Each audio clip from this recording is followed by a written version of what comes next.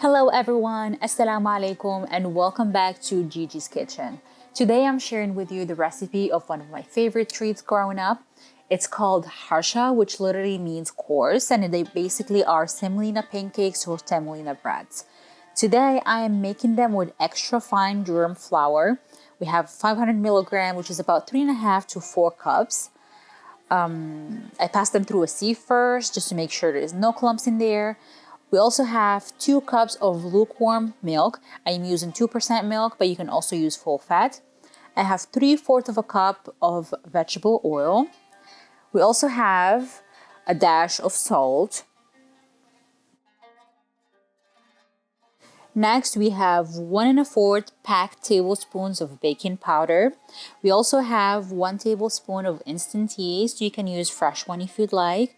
And lastly, we have 1 heaping tablespoon of granulated sugar. Now let's get started making our recipe. The first step is going to be mixing our baking powder with the extra fancy durum flour. If you're looking to purchase this type of flour, I personally found it in Restaurant Depot, but you should be able to find it in any other supermarket. If you're not able to do it, you can just substitute it for fine semolina, which is exactly the traditional way this bread is made. And I cannot stress enough how excited I am about this recipe, not only because it's one of my favorites, but also because this is the first time I'm sharing a recipe with you that's from my home country, which is Morocco. So I hope to get your feedback about it and tell me how you like it. Next, we're going to add the salt and also mix it the same way with baking powder earlier. And to give you an idea about what to expect from this recipe, so the look is going to be like an English muffin, but the texture is completely different.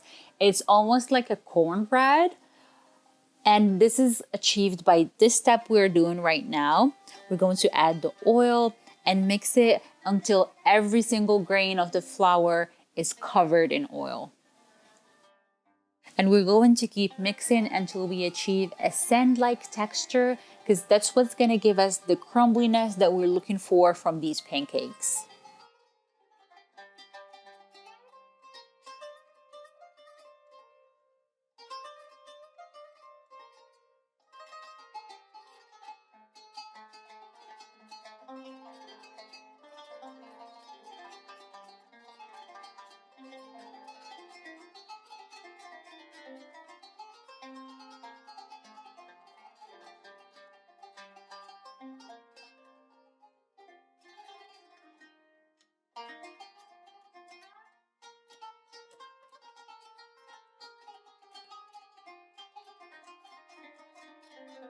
In this next step, we're going to add the rest of the dry ingredients, which were the yeast and the granulated sugar.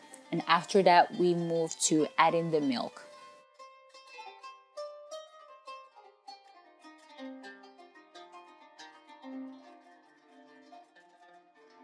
Now I'm gonna start adding the milk a little bit at a time and keep mixing. Try not to over flood the bowl and just take your time with it, and try not to knead the flour because you're not looking for a chewy texture but a crumbly harsha.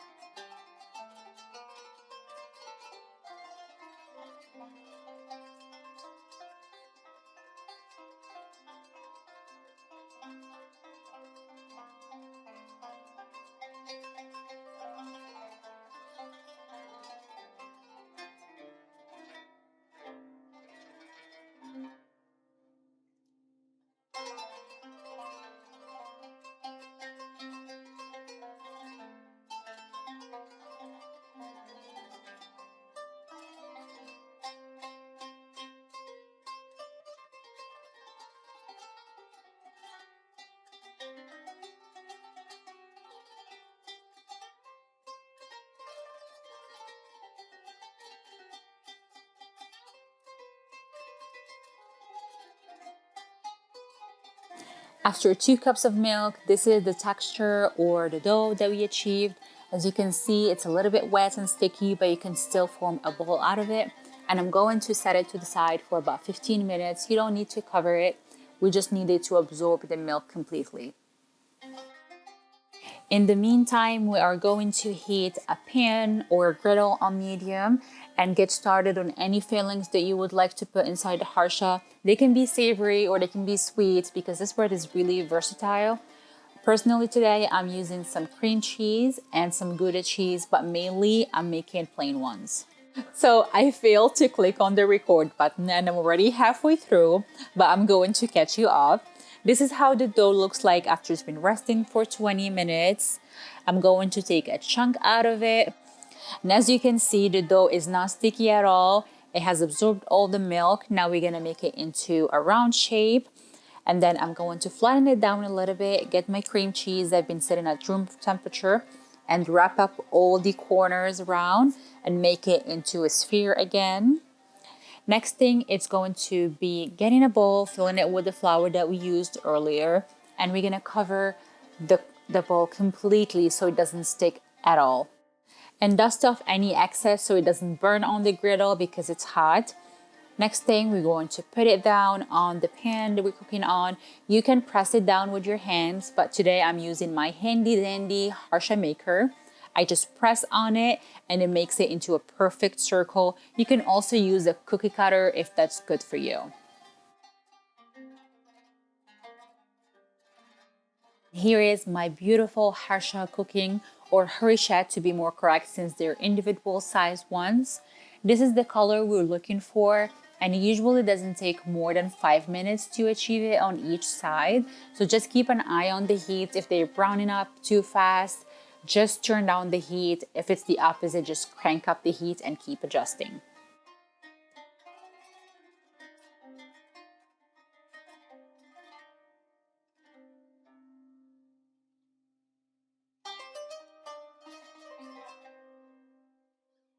And I'm making sure to keep moving them around so they brown up evenly and they don't get burnt.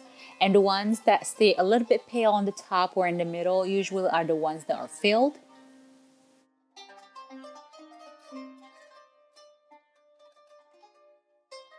Finally, this is how our harsha looks like.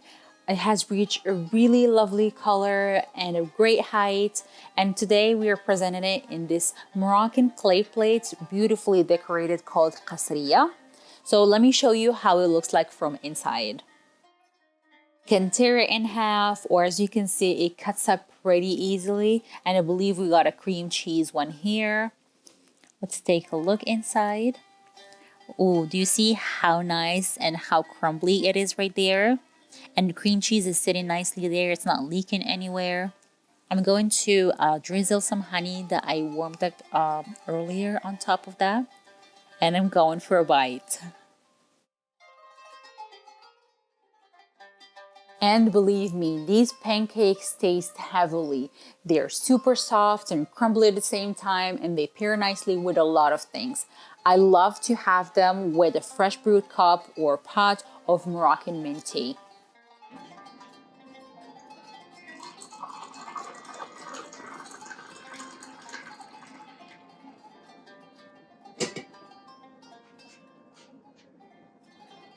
Let's enjoy.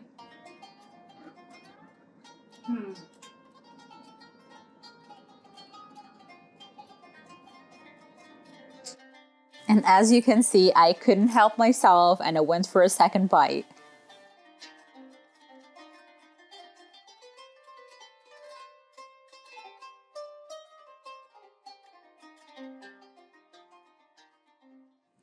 If you liked today's video, please like and subscribe for more. Enjoy!